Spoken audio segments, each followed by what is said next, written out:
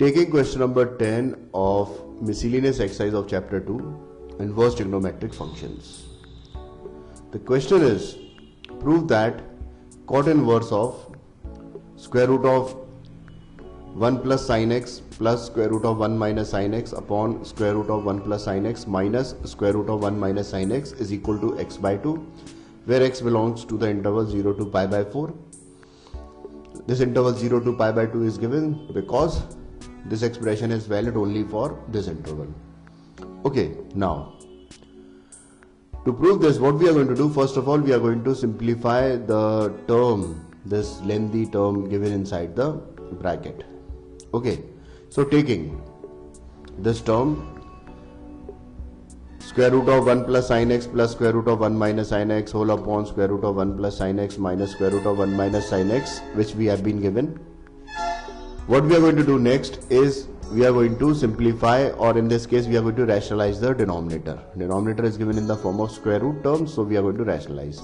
And to rationalize it, we are going to multiply with multiply this fraction, actually multiply and divide this fraction with the square root of 1 plus sin x plus square root of 1 minus sin x, like this. Okay, on simplification you're going to see that this whole value is going to be a perfect square, and this is in the form of a minus b into a plus b, so this can be written as a square minus b square, like this. Okay, so because this value was the whole square of square root of 1 plus sin x plus square root of 1 minus sin x, so I can write this as equal to square root of 1 plus sin x whole square plus square root of 1 minus sin x whole square plus 2 into square root of 1 plus x, 2 into square root of 1 plus sin x, into square root of 1 minus sin x, and this is written as square root of 1 plus sin x whole square minus square root of 1 minus sin x whole square. Okay, on simplifying further, we can write this as equal to 1 plus sin x plus 1 minus sin x plus 2 into square root of 1 minus sin x square x. Okay, so because this was in the form of a plus b, a minus b, so I have written as equal to 2 into square root of 1 minus sin square x.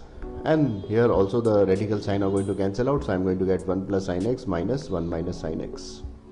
Okay, and you can see this sin x are going to cancel out, this 1 plus 1 will become 2, here 1 and 1 are going to cancel out, I am going to get in denominator 2 sin x.